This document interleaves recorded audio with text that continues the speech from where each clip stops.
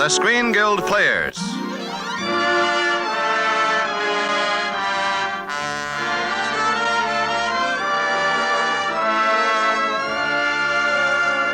The Screen Guild play tonight, Whistling in Dixie. The starring players... This is Red Skelton. This is Claire Trevor. And this is Virginia Gray.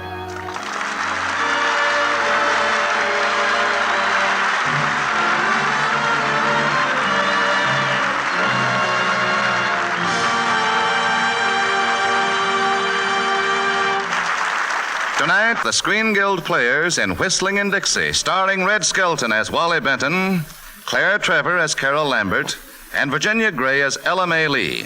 It's the story of the radio detective, the Fox. Oh! The Fox is on the air. Whoa! There's a skunk in the audience, too.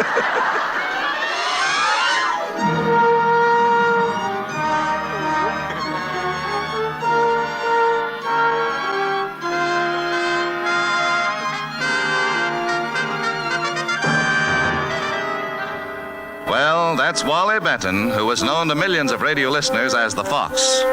A super detective combining all the best features of Sherlock Holmes and Superman. His eagle eyes can detect a flea on a black cat in a dark room.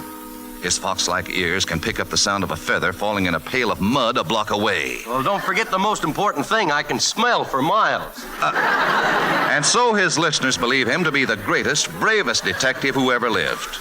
When Mrs. Hortense Phipps lost her pearls in a bowl of tapioca, who found them? Ooh, the Fox. Who found a Republican in the state of Alabama? Ooh, the Fox. Who found Hedy Lamarr at the corner of Hollywood and Vine? That ain't no fox.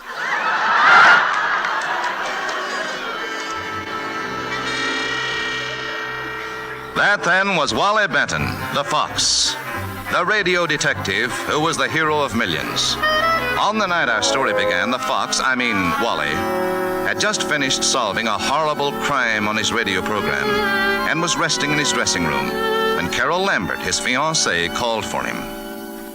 Oh, Wally, you were wonderful tonight. I was? Oh, simply superb. The way you solve those mysteries on the radio is phenomenal. Everyone says you're the greatest detective who ever lived. Then why does the FBI say I'm a jerk? You know, I'm getting tired of these simple cases. All I've done for the last 13 weeks is find missing babies.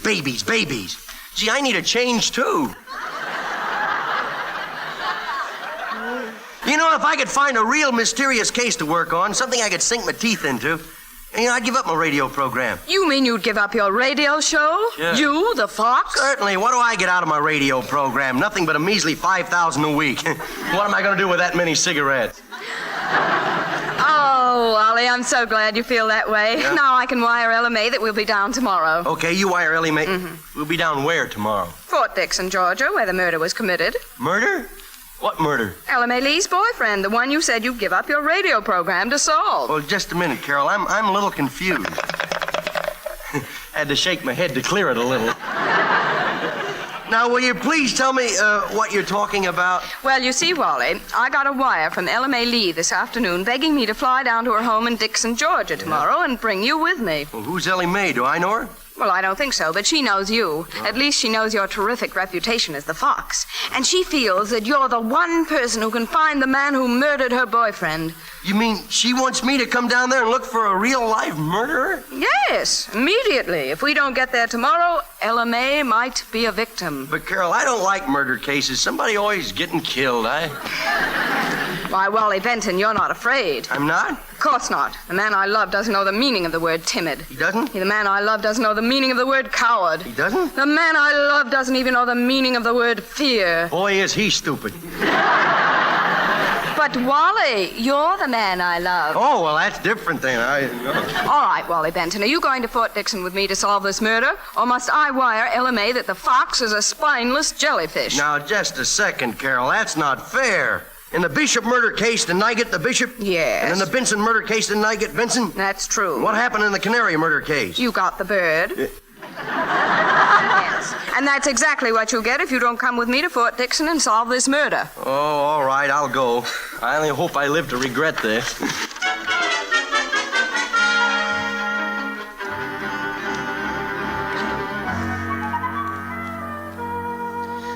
Wally, this is Ella May Lee. Oh. Ella May, Wally Benton, the fox. I'm so happy to meet you, Mr. Benton. Well, I'm certainly happy to meet a gal with a nice, slow southern drawl. Sure enough? Sure, when you ask them for a kiss, by the time they say no, it's too late. Wally, this is no time for foolishness. Oh. Ella May asked us to come down here to solve a murder, remember? And I'm just positive you'll find the man who murdered Martin. Yeah? Well, I think you're the cleverest man who ever lived. Oh, you're just saying that because I resemble Orson Welles. Perhaps this would be a good time for you to tell us all you know about this murder, Ella May. Well, Martin Gordon, he was my sweetheart, was down here writing a history of Fort Dixon. The town? No, the old ruined fort. It was between the states. Martin was killed in the courtyard of the old fort at midnight, night before last. Well, what was he doing there at midnight? Well, he told me he was going out there to look for something in the ruins. He wouldn't tell me what it was, because he said it might be dangerous for me if I knew anything about it. Oh, then somebody else knew what Gordon was there after. Hey, that gives us a motive for the murder. You know, nobody shot him just for target practice. You know. Oh, Wally, you make the most amazing deductions. Yeah, you know, Morgenthau told me that when he saw my income tax. Well, let's go on out to the old fort. Oh, no, it's almost midnight. You know, there's no sense going down there now. Let's wait till in the morning, huh? Oh, no, Martin's ghost came to my room last night. He did? Did he take you in his arms? No. Did he kiss you? No. Did he? He's dead, all right. He commanded me to go to the fort at midnight. I thought it was a dream, so I took some of my medicine, but I couldn't sleep. So I took some more medicine. Well, did you go to sleep then? No. Every time I'd shut my eyes, I'd see Martin climbing up the walls and walking along the ceiling. You know what I think? I think you better lay off that medicine. Wally, murder is no joking matter. By the way, Ella May, does anyone know that Wally's working on this case? Only the sheriff and the district attorney. But they said you were just a radio detective who couldn't find a skunk in a telephone booth. Oh, that's a lie. This ain't cologne you're smelling, you know. Well, if we don't hurry, it'll be after midnight before we get to the fort. Come on, let's go. Okay.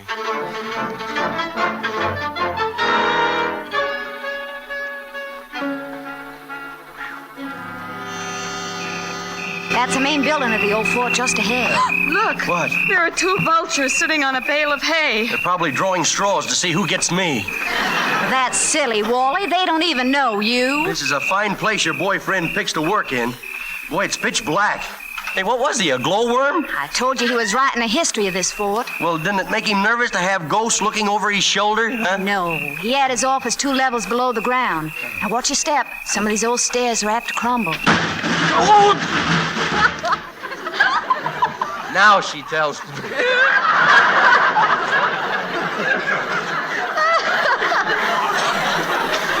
What's that? I just opened the door and leaned downstairs, silly. See?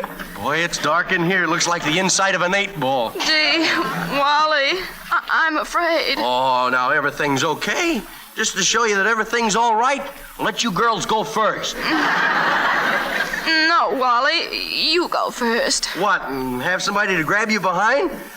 No, sir, boy. Well, suppose somebody grabs you.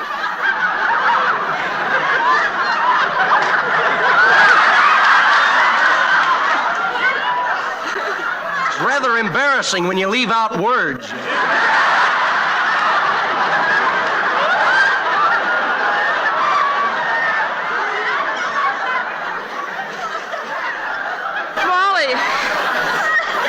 Wally, suppose somebody grabs you.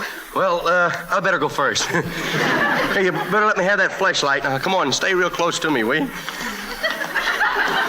Boy, is it dark in here. All I can see is the handwriting on the wall. Really? Yeah, and it says, Wally Benton's a dead duck. Wally, don't be a coward. Oh, who's a coward? I'm as brave as they go. I'm going. Shh. What's that? Listen. Huh? That sounds like someone is digging. Probably my grave. What's that funny noise? There's somebody else in here. There's nobody else in here, Wally. No? There's nothing in this room except that old grandfather clock. What was that? 12:30. Let's go. We can't go, Wally. We have to find out who's doing the digging in the next room. They may be the murderers. Yeah, that's what I'm afraid of. But, Wally, we can't leave now. We have to investigate. What do you want, blood?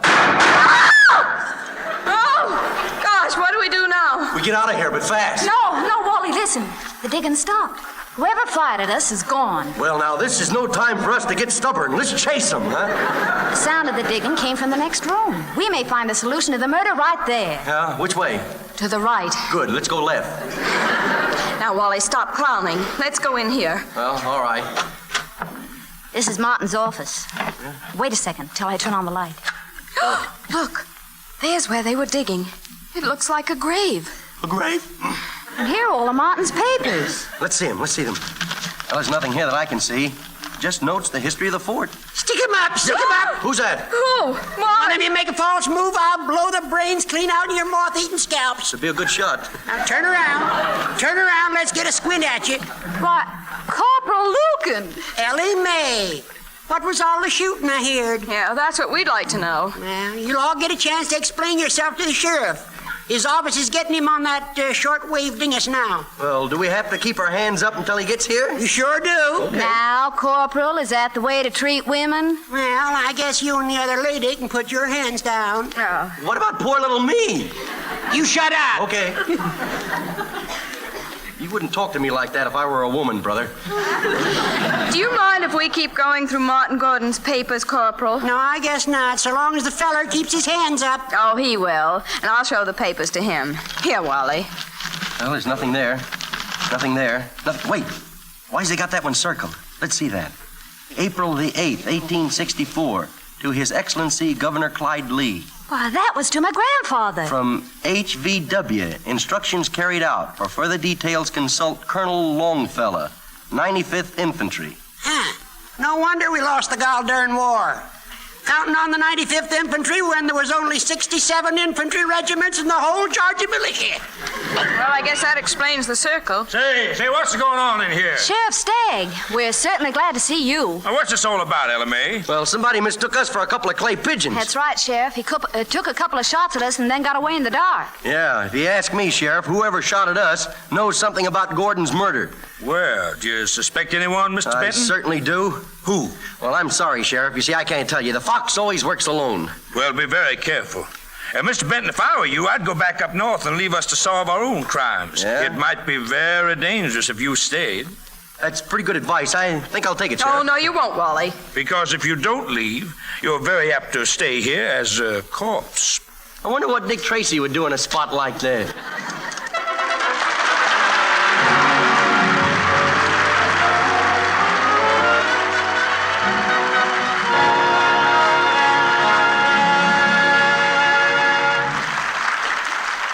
And so the curtain falls on the first act of Whistling in Dixie, starring Virginia Gray, Claire Trevor, and Red Skelton. And now the curtain rises on the second act of Whistling in Dixie, starring Red Skelton as Wally Benton, the radio detective known as the Fox, Claire Trevor as Wally's fiancée, Carol Lambert, and Virginia Gray as Ella Mae Lee, whose sweetheart was murdered.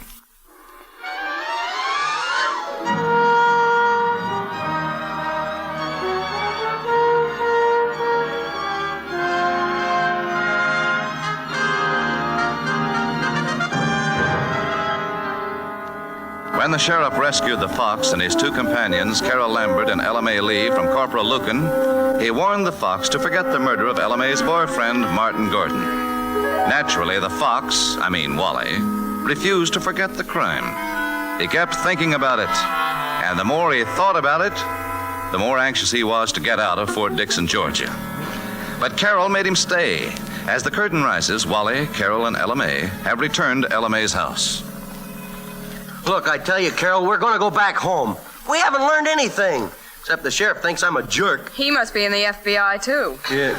You must have found some clue, Wally. Well, we haven't. You were with me. Did you see anything that might help us find Gordon's murder? No, not really. Maybe you've overlooked something, Wally. The sheriff told me that he had a lot of clues. Yeah? What does the sheriff know about it? He's no detective. Oh, you know. yes, he is. He told me he'd been picking up a lot of things. Well, so have I, but they're all married. I meant clues. The sheriff's picked up a whole box of cigar butts. I guess that makes him a detective. No, I'd say it made him a bum. Well, you have to think of something, Wally. Well, I am thinking. Well, here comes a thought now. Nope, wrong thought. Lorna Turner again. Say, maybe I've got a clue, girls. What is it? I'm thinking I'm a genius. Hey, Ella Mae, where's your library? In the next room, why? You got a book of Longfellow's poems? Well, I'm sure we have. Well, lead me to it, will you? Come on, hurry. A Longfellow, here it is. What is it, Wally? Shh, I was right. About what? I am a genius. Oh. That note we found among Gordon's papers was in code. Look, Colonel Longfellow wasn't Colonel Longfellow, and the 95th Infantry wasn't the 95th Infantry. Colonel Longfellow was mentioned was Henry Wadsworth Longfellow, and the 95th Infantry meant the 95th page. Huh? Here it is. It's a poem called The Arsenal at Springfield. Look, some of the words are underlined here. Arsenal floor, sound will rise. You get it? No. There's something in the floor at the Arsenal. Must be the Arsenal at the fort.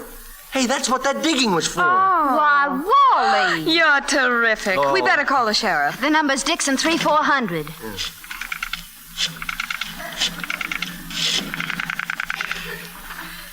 Hello? Hello, Sheriff. Yeah, who's that? Whoop, the Fox. I've come across a hot clue on the Gordon case. There's something buried at the fort. What is it?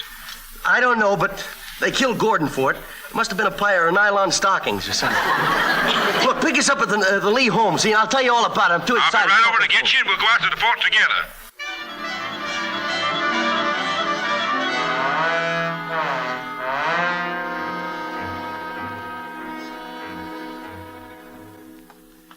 Well, this is the old fort's arsenal. I can't imagine anybody burying anything way down here. Well, just the same, the book said the Arsenal floor. Sound will rise. It's just a matter of pounding until we hit the right spot that echoes.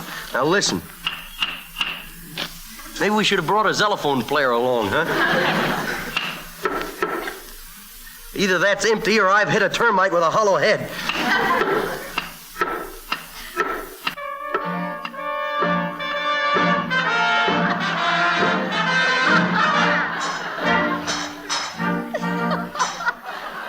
Well, what do you know, Guy Lombardo? This is it, Sheriff. Come on, get those crowbars working. Here she comes, Sheriff. Now, lift a little more. Hold it up with your crowbar, and I'll pull it over this side. Why, look. There's a trunk buried there. Boy, what a broadcast this is going to make, Carol. Here, lend me a hand, Sheriff. Look at that. What a haul. Millions of dollars. Oh, Wally, look at all that gold. That must have been what Martin found. Oh, boy, this ain't Fort Dixon. This is Fort Knox. Look at all these old English gold pieces. 1846, 1858, 1863. Look, here's a $20 gold piece. You know, a coin collector will give you 75 cents for that. Martin once told me something about the southern planters who ran cotton to England through the blockade. Yeah? He said they were always paid in gold. Well, how did it get here? Well, he said that most of them hid their money like this during the war between the states. Then I was right. Gordon did know about this, and somebody... Stick 'em up, Benton. What'd you say, Sheriff? You heard me. I said stick 'em up. Well, this ends the tale of the fox. Oh, so you're the one that shot Gordon. Yeah, me. And now I'm going to shoot you. And what are you going to do about it? I don't know. I'm flabbergasted. You are? Yeah. Feel my flabber. It's all gasted. Oh, but Wally. Wally. The sheriff's just trying to frighten us. Yeah, well, he's got me convinced, all right. Listen, you. I'm too far in this to let anyone stand in between me and that money. Oh, with the present taxes, what would you get out of it? If you go through with this, Sheriff, they'll hang you. There's more chances of them hanging me if I don't. Now, look, Sheriff, we won't tell anybody about it. Honest, we won't. I got to make sure of it. Wally, do something. I think I doed it. Wally. Wally, don't take a chance. Well, we've got to do something. Sheriff, here I come. Oh, be careful, Wally. Duck. Don't stand around giving me advice. Get that gun. I've got it, Wally. Now, Sheriff, you stick 'em up. I'll kill you for this, Benton. Not while I'm holding this gun. Somebody better go phone the district attorney. You can't do this to me, Benton. The DA will try to railroad me for politics. Oh, afraid of him, huh? He's out to get me. He hates me. Why, that old meanie. Now, how could he hate a lovable character like you? Prune face. Go on, somebody get the district attorney, quick. I'll go get him, Wally. Yeah, well, don't take too long. I'll be right back. Okay.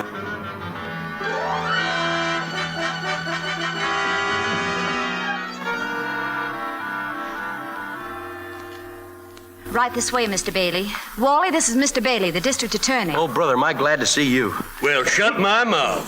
Does anyone else know about this, Benton? No, not a soul, not a soul. Well, shut my mouth. Dixon County owes you a great debt, Mr. Benton. Well, it's really nothing. Well, shut my mouth. You better give me that gun, sir. Yes, sir. Now you shut your mouth. Great going, Bailey. I thought you'd never get here. Hey, what kind of a town is this? The sheriff's a crook, the district attorney's a crook. What does the mayor do, run a black market? No, he just smuggles in Hershey bars.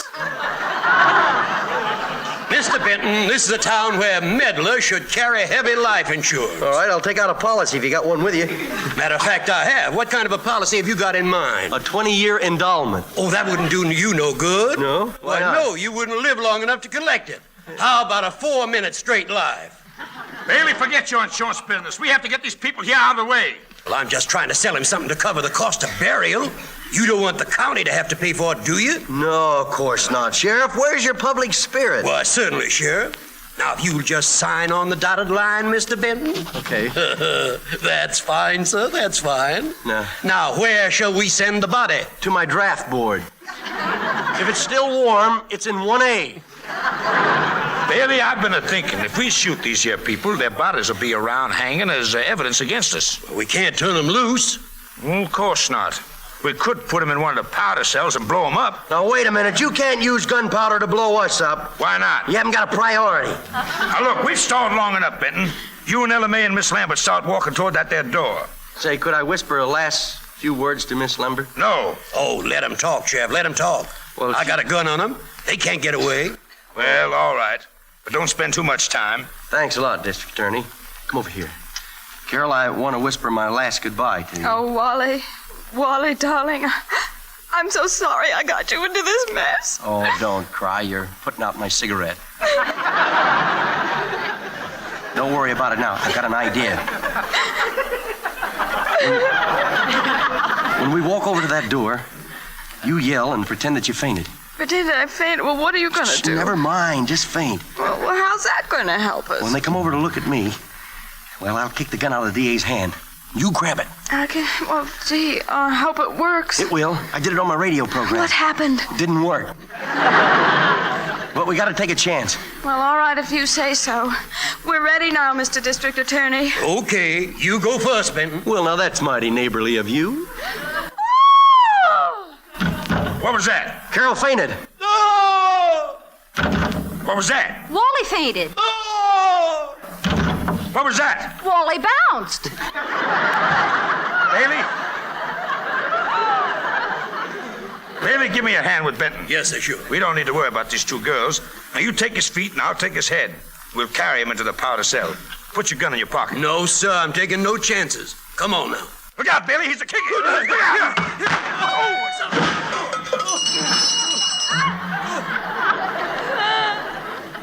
What'd McGee do? Open a closet? It's not very logical, but it's noisy, isn't it?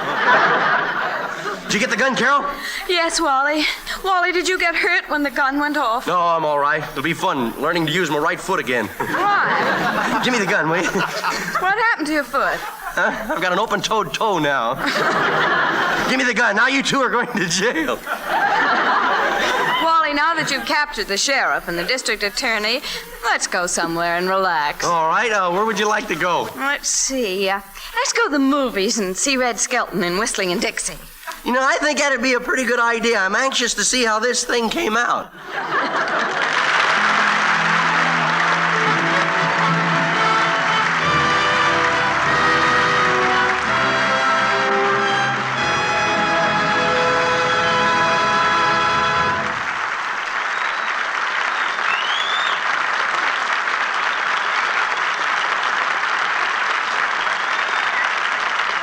Thank you, Red Skelton, Claire Trevor, and Virginia Gray for appearing tonight in Screen Guild Players' presentation of Metro-Goldwyn-Mayer's mystery, Whistling in Dixie.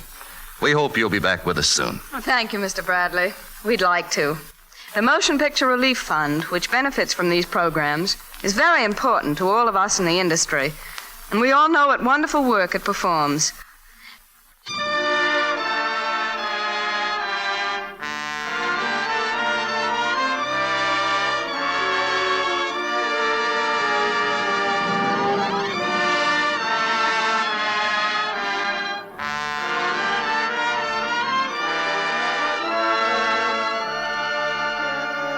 Music on tonight's program was arranged and conducted by Wilbur Hatch.